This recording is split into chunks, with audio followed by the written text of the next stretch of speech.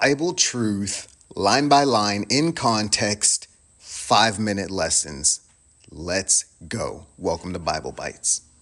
All right, guys, what's going on? So we left off with Romans 5:14, and we saw that unsaved people do not live in the never-ending tribulation and anguish that they have stored up, they treasured up in their ungodliness and unrighteousness, because God's goodness, his riches are always trying to lead us to repentance. So this world that we live in is literally a taste of what he has in store for us, trying to get us reconciled back into the family. So this warm hug that you enjoy, this warm sunny day, a laugh, good food, all of these things are from God for your good and your salvation by repentance and grace.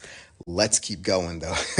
All right, so we're still in Romans 5:14. Now look, death reigned, and we know that's because everybody sins. Romans 3:10 and Romans 3:23.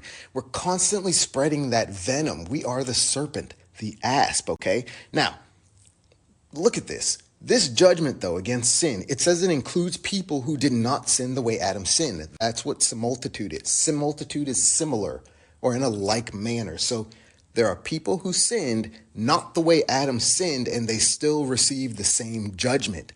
Doesn't that track with Romans 1:29 and 31 that we looked at, the list of sins that we're all on? Okay, so now you see, again, there are categories of sin, but if you sin, you get death. There is no in between. But look, it also tracks with Romans 2 regarding judging others, right? We're constantly judging others, pointing fingers, accusing them while excusing ourselves. Remember, the venom that we have inside us is not what condemns us. It's spreading that venom. And remember, when you judge someone else, you're saying their sin deserves death. It's guilt. But your sin is non-existent, therefore you continue to keep doing it, spreading death out into the world, heaping wrath and death upon yourself, okay? Context is beautiful. But talking about context, go back to Romans 1-5, right? Look at the text now. It says, him to come.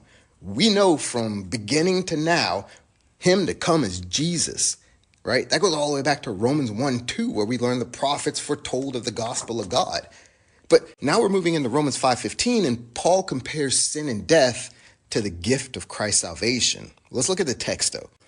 But not as the offense, so also is the free gift. So there is a way the gift is both like and not like the offense. Let's unpack that, right?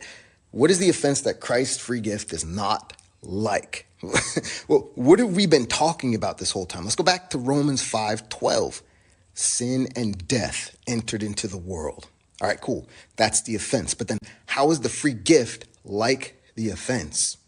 Romans 5:12 again. For by one man passed upon all men. Remember, Romans 3:22 told us, unto all and upon all is the righteousness of Christ. And this comes by way of one man. So we see that Adam's sin passed to everyone who sins, and Christ's salvation passes to everyone who believes. But we're starting to glimpse the point that Paul is making here, the case he's making. And the case is that Adam and Christ's effects on the world are not just opposites, right? Christ's effect on the world is superior. Look at this. Through the offense of one, Adam, many are dead. But check it out. Much more than the many being dead through the offense of Adam is God's grace and the gift by grace. Now, this gift by grace has abounded unto many towards salvation. And all this much more is by one man, Jesus Christ. Now, remember, we cannot work for salvation or else it's debt, right? And this debt is wrath and death, which is why you're seeing salvation referred to as a free gift. I want to stop here because we're going to start digging into details next, and I don't have time to move in right now. So that's where we're going to stop. This is good context for what's to come, okay? Keep all this in your head moving forward because it is the backbone to understanding the later chapters, the more difficult chapters to piece together in Romans. This is Bible Bites. We're on a mission to obedience through faith, not through the letter of the law. Love you guys. I'm out.